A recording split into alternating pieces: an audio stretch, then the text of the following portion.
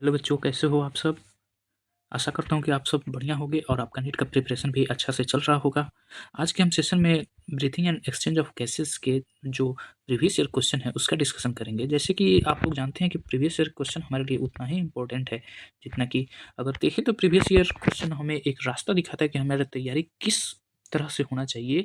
वो क्वेश्चन जो होता है उससे रिलेट कर पाते हैं कि क्या हमने जो पढ़ाई किया है वो इससे रिलेटेड है, क्या हमने सही पढ़ाई किया है। तो इसी सब उद्देश्य के लिए हम आज अपने सेशन में प्रीवियस ईयर क्वेश्चंस लेकर आए हैं जो आप देखिएगा और आप इससे अपना रिवीजन कर सकते हैं। देखते हैं किस आज इसमें अपना दम दिखाइए कि कितना आप सही कर पाते हैं। कोई ऐसा और बहुत सारा ऐसा चांसेस हो सकते हैं कि आपको ये क्वेश्चन कहीं ना कहीं मिलेगा ही मिलेगा। एग्जाम में तो पक्का इसमें से कुछ ना कुछ तो जरूर ही आएगा, क्योंकि ये जो भी क्वेश्चन सेट करते हैं वो इसी बेसिस पर ही क्वेश्चन बनाते हैं। तो चलिए बिना टाइम वेस्ट किए हुए, आपका टाइम बहुत कीमती है इस समय, तो चलिए स्टार्ट करते हैं। तो हमारे पास फर्स्ट क्वेश्चन जो आता है वो है कि in which of the following animals respiration occurs through a respiratory organ. तो ये सीपीएमटी पहले जो होता था प्रीलिमिनरी मेडिकल टेस्ट के लिए, वो 2000 का ये क्वेश्चन है। तो चलिए बताइए इसमें क्या होगा। तो ये हम लोग को पता होना चाहिए कि अर्थवर्म होता है, उसमें रेस्पायरेटरी ऑर्गन होता है। नेक्स्ट क्वेश्चन देखते हैं। Respiratory centre of brain is stimulated by, ये एम्स का क्वेश्चन है। तो ये carbon dioxide contain in arterial blood में होता है, उसी को स्टिमुलेट करता है रेस्पायरेटरी सिंड्रोम। नेक्स्ट क्वेश्चन देखते हैं। Retinoid cartilage is found in, ये BHU 2000 का ही क्वेश्चन है। सन 2000 का जो बनारस हिंदू यूनिवर्सिटी में जो टेस्ट होता था उसका ये क्वेश्चन है। तो चलिए बताइए क्या होगा। तो इसका राइट आंसर होगा लैरिंग्स। नेक्स्ट क्वेश्चन देखते हैं।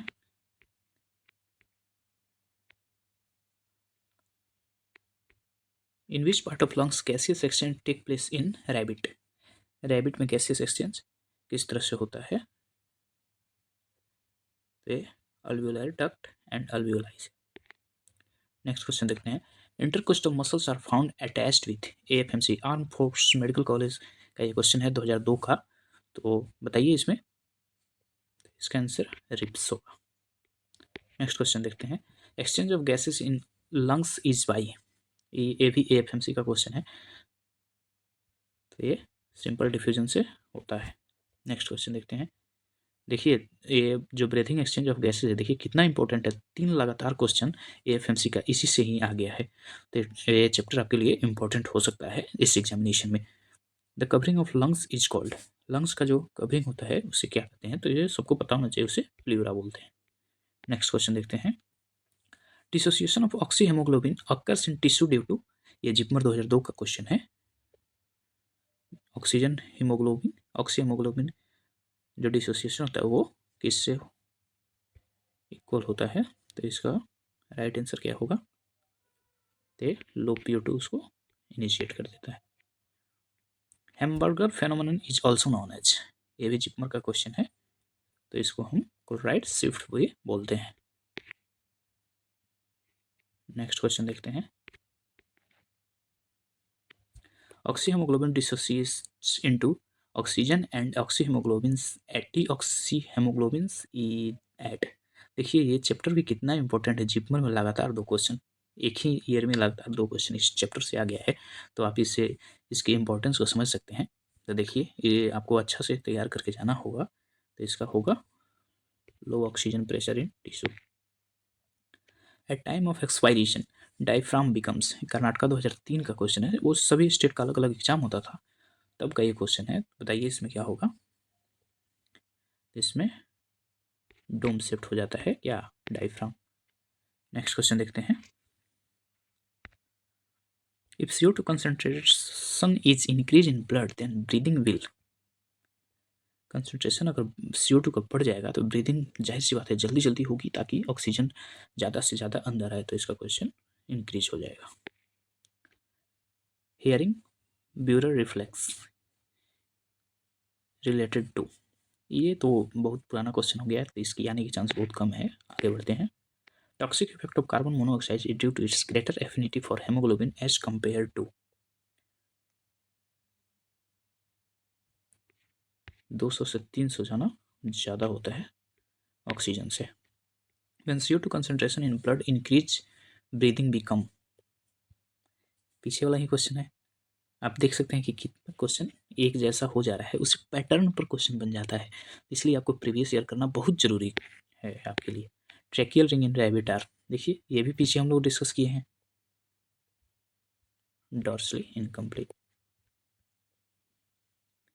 In lungs, there is a definite exchange of ions between RBC and plasma. Removal of CO2 from blood involves.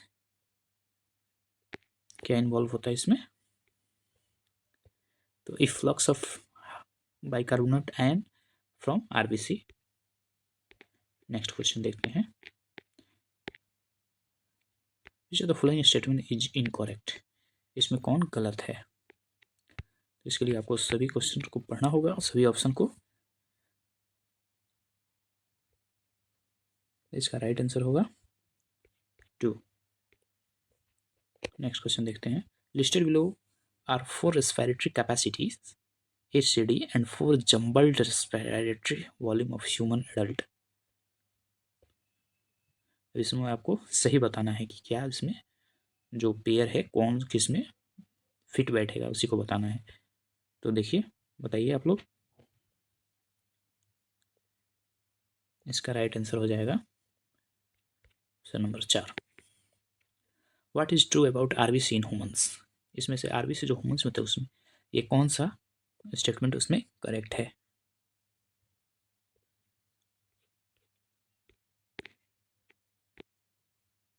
Which one of the following is correct statement for respiration in human? इसमें से कौन सा statement correct है?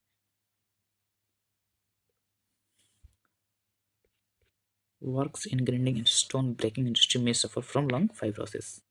ये आपका answer बिल्कुल सही होगा। नेक्स्ट क्वेश्चन देखते हैं।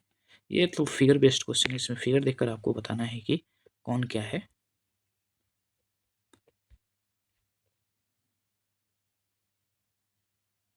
तो इसमें देख सकते हैं, ये जो है एल्वियोलर वॉल है, जो मेन साइट होता है एक्सचेंज ऑफ गैसेस के लिए। तो ये ऑप्शन नंबर 2 आपका सही हो जाएगा। नेक्स्ट क्वेश्चन देखते हैं। Tidal air in mammalian lungs is, AIIMS 2010 का क्वेश्चन है। तो इसमें हो जाएगा air that normally goes in and out, इसको टाइडल वॉल्यूम भी बोलते हैं। Blood carries CO2 mainly in which form? किस फॉर्म में ब्लड CO2 को ढोता है, यानी कि ले जाता है, वो कैरी करता है? तो इसका ये सोडियम बाइकार्बोनेट इसको ले जाता है, कैरी करता है।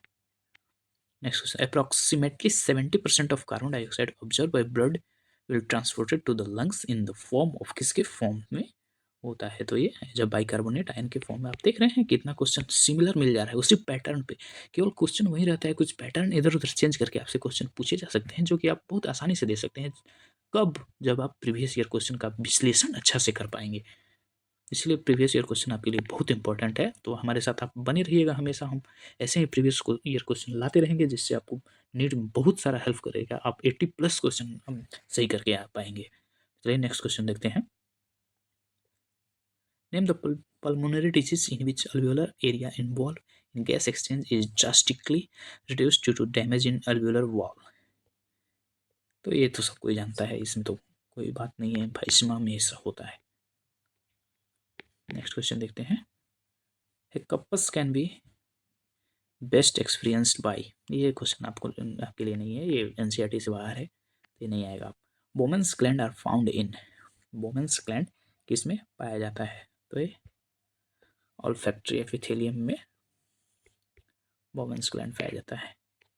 नेक्स्ट क्वेश्चन देखते हैं। The volume of air left in the lungs after forceful expiration and after normal expiration is respectively called. दोनों को अलग अलग बताना है, ध्यान से दीजिएगा इसका आंसर आप लोग। इसको रेसिडुअल वॉल्यूम, जो रह बच जाता है उसको रेसिडुअल वॉल्यूम बोलते हैं, और जो काम करता है उसको फंक्शनल रेसिडुअल वॉल्यूम बोलते हैं। अब आ जाते हैं नीट 2016 का क्वेश्चन है। Name the chronic respiratory disorder caused mainly by cigarette smoking. तो ये तो बहुत आसान सा क्वेश्चन है, तो ये इसमें एम्फाइसीमा होता है सिगरेट पीने से। Asthma may be attributed to, asthma allergic reaction for the mast cells the lungs. Reduction in pH of blood will decrease the affinity of hemoglobin with oxygen. Lungs do not collapse between breath and come some air always remains in the lungs, which can never be expelled because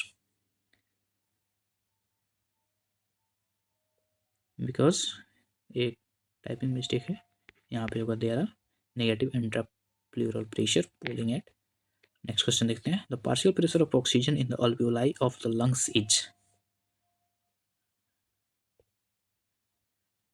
more than that in the blood. Next question देखते हैं। The volume of anatomical dead space air is normally. AIIMS का question थोड़ा advance होता ही है। इसका option 150 ml होगा। Lungs are made up of air-filled sacs of alveoli. They do not collapse even after forceful expiration because of। क्यों नहीं collapse करता है? Due to residual volume.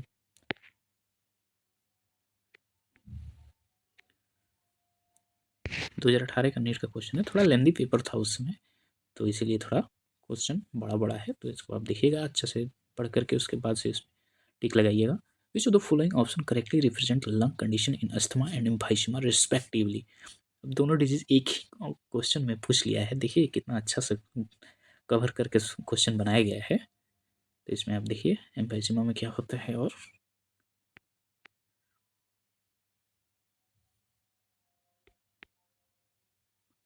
Asthma and emphysema, asthma और एम्फाइसीमा दोनों में देखना है आपको क्या क्या होता है।